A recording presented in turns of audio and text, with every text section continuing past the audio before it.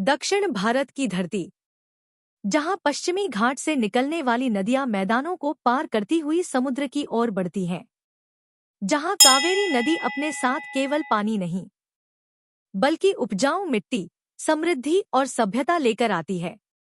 आज से लगभग 1500 साल पहले इसी कावेरी के मैदानों में एक ऐसा राजवंश खड़ा हो रहा था जिसने आने वाली सदियों में दक्षिण भारत की राजनीति, संस्कृति, कला और समुद्री शक्ति का चेहरा बदल दिया।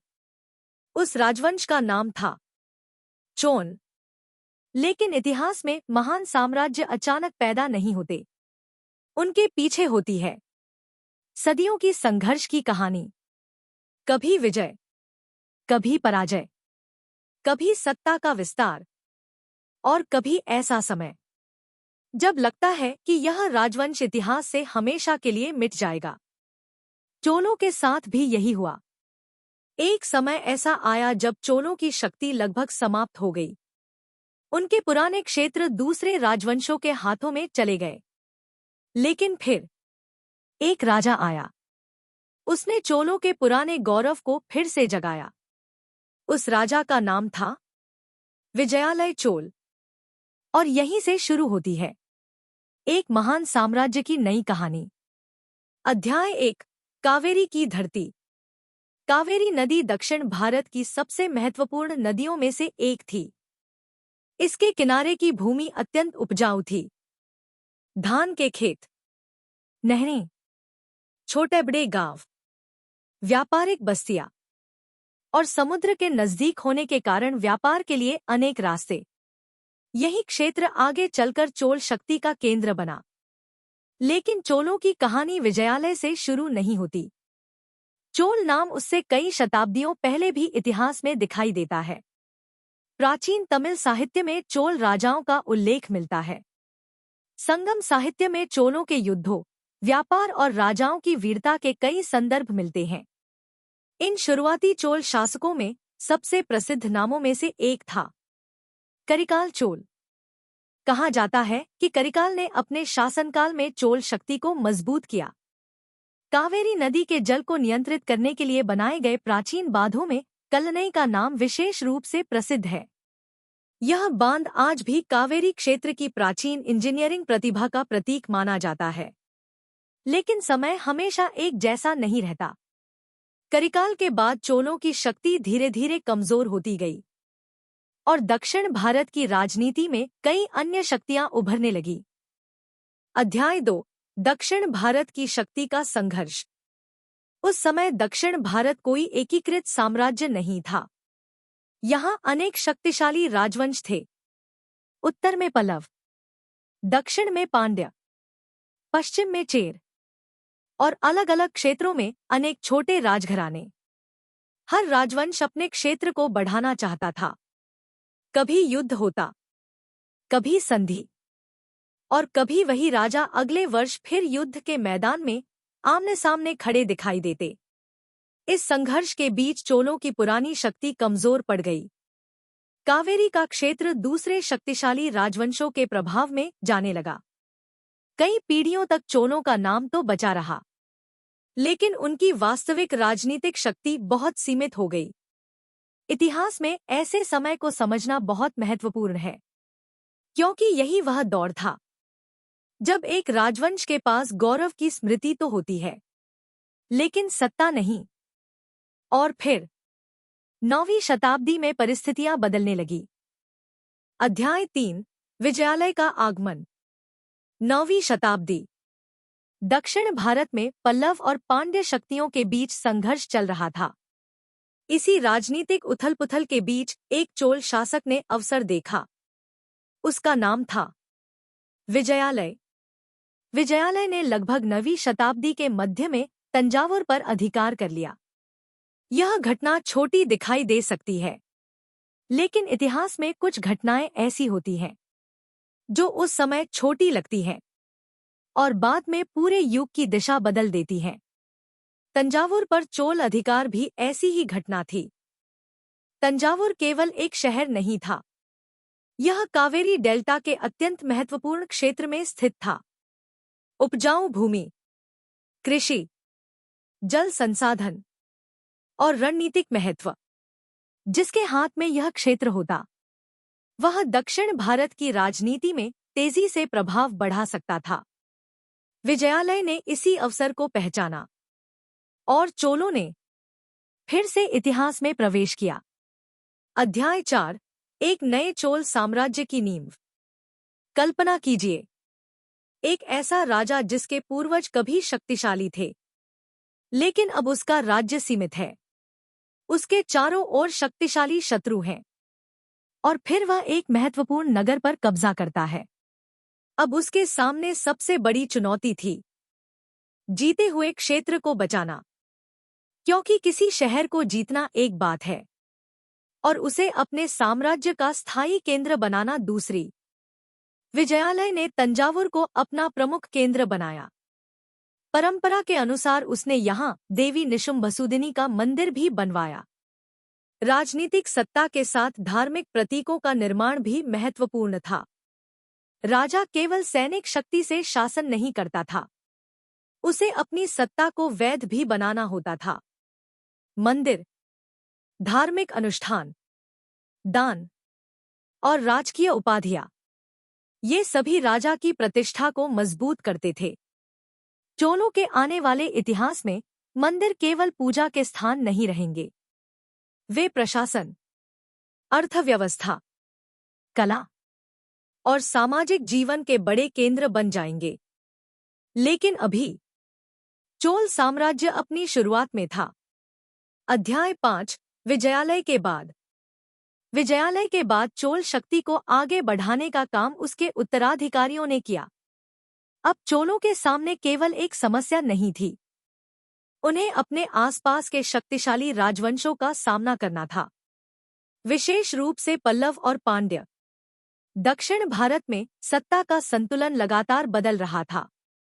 कभी पल्लव मजबूत होते, कभी पांड्य, और अब चोल भी इस संघर्ष में एक बड़ी शक्ति के रूप में प्रवेश कर चुके थे। विजयालय के बाद उसके उत्तराधिकारी आदित्य प्रथम ने चोल शक्ति का विस्तार किया। आदित्य प्रथम के शासनकाल में चोलों ने पल्लवों के विरुद्ध महत्वपूर्ण सफलता प्राप्त की। पल्लव शक्ति कमजोर होने लगी और चोलों का प्रभाव बढ़ता गया। यहाँ एक महत्वपूर्ण बात समझना जरूरी है। चोल साम्राज्य केवल युद्ध जीतकर नहीं बना, इसके पीछे एक रणनीति थी। पहले कावेरी डेल्टा पर नियंत्रण, फिर आसपास के क्षेत्रों में विस्तार, फिर महत्वपूर्ण राजनीतिक शक्तियों को कमजोर करना, और अंत में दक्षिण भारत की प्रमुख शक्ति बन जाना। यह प्रक्रिया कई पीढ़ियों तक चली। अध्याय 6, आदित्य प्रथम। आदित्य प्रथम चोल इतिहास में एक महत्वपूर्ण शासक था। उसके शासनकाल में चोल शक्ति ने अपनी सीमाओं का विस्तार किया। पल्लवों की कमजोर होती शक्ति का लाभ चोलों ने उठाया, लेकिन चोलों की सफलता केवल तलवार की वजह से नहीं थी। उनके पास एक और बड़ी ताकत थी, कावेरी का समृद्ध कृषि क्षेत्र। कृषि से राजस्व आता था, राजस्व से सेना को बनाए रखना संभव था। सेना से नए क्षेत्र जीते जा सकते थे और नए क्षेत्रों से फिर अधिक राजस्व प्राप्त होता था। यह एक ऐसा चक्र था जिसने चोल साम्राज्य को धीरे धीरे मजबूत किया, और इसके साथ ही मंदिरों और धार्मिक संस्थानों को दिए जाने वाले दान ने भी स्थानीय अर्थव्यवस्था में महत्वपूर्ण भूमिका निभाई।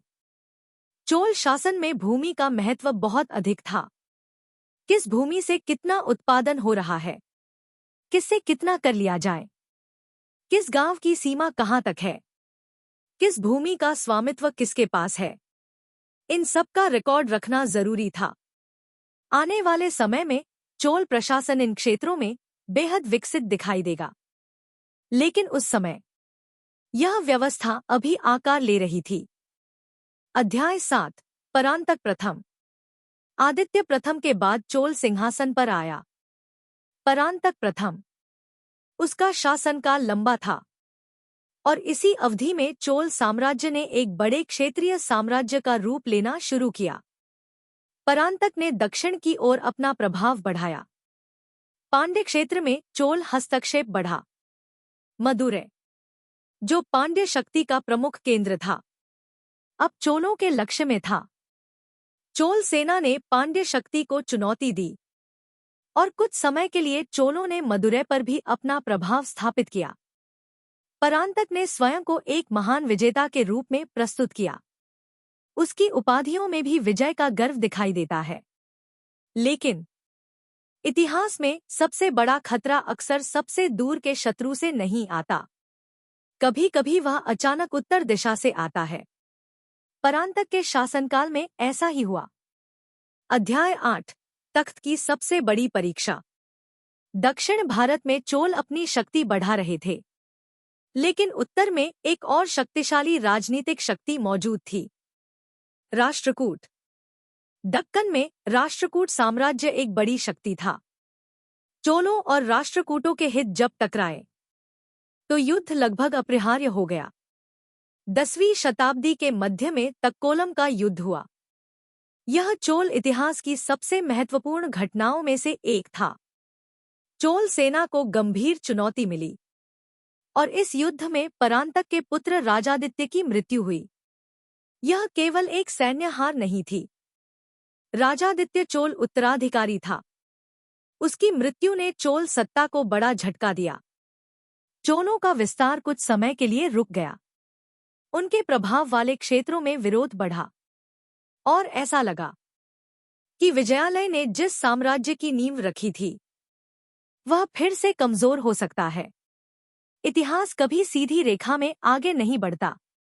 कभी साम्राज्य ऊपर उठता है, फिर गिरता है और फिर कोई नया शासक उसे उठाता है। चोलों के साथ भी यही होने वाला था। अध्याय 9, अंधकार के बाद। परांतक प्रथम के बाद चोल सिंहासन पर कई शासक आए, लेकिन साम्राज्य को वैसी स्थिरता नहीं मिली जैसी उसके शुरुआती विस्तार के समय थी। राजनीतिक संघर्ष, उत्तराधिकार की समस्याएं, बाहरी शत्रु और क्षेत्रीय शक्तियों का दबाव, इन सब ने चोलों को कमजोर किया। लेकिन इसी दौर में एक ऐसी घटना हुई जिसने भविष्य की दिशा बदल दी। चोल राजवंश में एक नए व्यक्ति का उदय हुआ। वह केवल राजा नहीं था, वह एक ऐसा शासक बनने वाला था जिसके नाम के साथ चोल साम्राज्य का स्वर्ण युग जुड़ जाएगा। उसका नाम था अरुलमोझवर्मन, लेकिन दुनिया उसे किसी और नाम से जानेगी। राजराज चोल। अध्याय 10, राजराज का बचपन। अरुलमोझवर्मन का जन्म चोल राज परिवार में हुआ। वह ऐसे समय में बड़ा हुआ जब चोल साम्राज्य को कई चुनौतियों का सामना करना पड़ रहा था। उसने अपने परिवार के भीतर सत्ता संघर्ष देखे, उसने युद्धों की राजनीति देखी और उसने यह भी देखा कि एक राजा के लिए केवल वीर होना पर्याप्त नहीं है। उसे प्रशासन समझना होगा, सेना को समझना होगा, राजस्व व्यवस्था समझनी होगी, कूटनीति समझनी होगी और सबसे महत्वपूर्ण, उसे यह समझना होगा कि एक साम्राज्य को केवल जीता नहीं जाता, उसे संगठित भी किया जाता है। अरुलमोझवर्मन धीरे धीरे राजनीतिक रूप से महत्वपूर्ण होता गया, लेकिन वह तुरंत राजा नहीं बना। उससे पहले चोल सिंहासन पर उत्तम चोल आया। यह उत्तराधिकार की राजनीति का एक महत्वपूर्ण अध्याय था। अरुलमोझवर्मन ने सत्ता के लिए तत्काल संघर्ष करने के बजाय परिस्थितियों को स्वीकार किया, और शायद यही उसका सबसे बड़ा राजनीतिक गुण था। वह इंतजार करना जानता था। अध्याय 11, वह क्षण जब इतिहास बदल गया। ईस्वी सन 985। चोल सिंहासन पर बैठा, राजराज चोल, और यहीं से चोल इतिहास एक नए युग में प्रवेश करता है। राजराज केवल एक विजेता नहीं था, वह एक संगठक था। उसके सामने सबसे पहला लक्ष्य था चोल साम्राज्य को फिर से शक्तिशाली बनाना। उसने सेना को संगठित किया, नए सैन्य अभियानों की शुरुआत की, दक्षिण भारत की राजनीतिक शक्तियों पर दबाव बढ़ाया और धीरे धीरे चोल साम्राज्य की सीमाएं फैलने लगी। लेकिन राजराज की महत्वाकांक्षा केवल भूमि तक सीमित नहीं थी। उसकी नजर समुद्र पर भी थी, क्योंकि वह जानता था जो समुद्र को नियंत्रित करेगा वह व्यापार को नियंत्रित कर सकता है, और जो व्यापार को नियंत्रित करेगा उसके पास धन होगा। धन से सेना बनेगी, सेना से साम्राज्य बढ़ेगा, और साम्राज्य समुद्र के पार तक पहुंचेगा। यहीं से चोल इतिहास का सबसे रोमांचक अध्याय शुरू होता है। अध्याय 12, चोलों की नई शक्ति। राजराज चोल ने दक्षिण भारत में अपने अभियानों को आगे बढ़ाया। पांड्य और चेर क्षेत्रों पर चोल प्रभाव बढ़ा। श्रीलंका के उत्तरी हिस्सों में भी चोल शक्ति पहुंची। समुद्री मार्गों पर नियंत्रण का महत्व बढ़ने लगा। चोल नौसेना भी धीरे धीरे एक बड़ी शक्ति के रूप में उभर रही थी। लेकिन राजराज की सबसे बड़ी उपलब्धियों में से एक केवल युद्ध नहीं थी, वह था साम्राज्य को व्यवस्थित करना।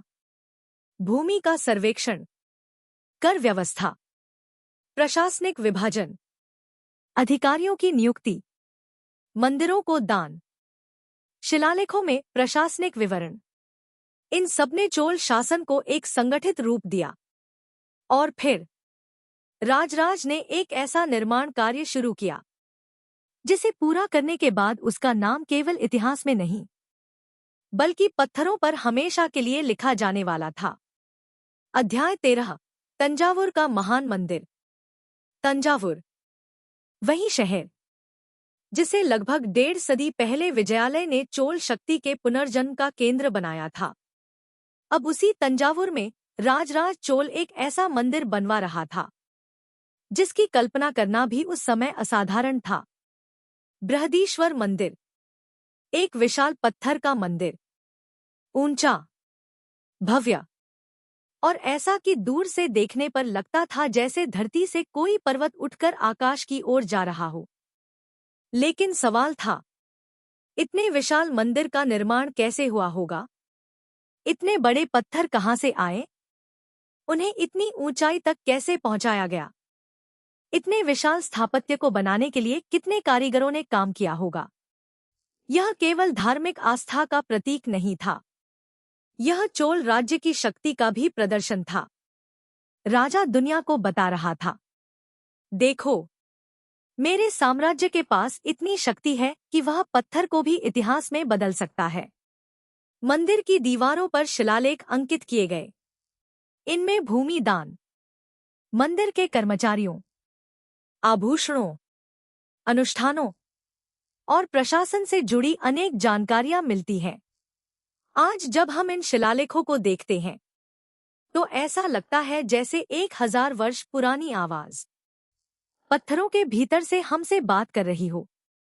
अध्याय 14, राजराज का साम्राज्य। राजराज के शासन के अंत तक चोल साम्राज्य पहले की तुलना में कहीं अधिक शक्तिशाली हो चुका था, लेकिन उसकी सबसे बड़ी उपलब्धि अभी आने वाली थी, क्योंकि राजराज का पुत्र अपने पिता से भी आगे जाने वाला था। उसका नाम था राजेंद्र चोल।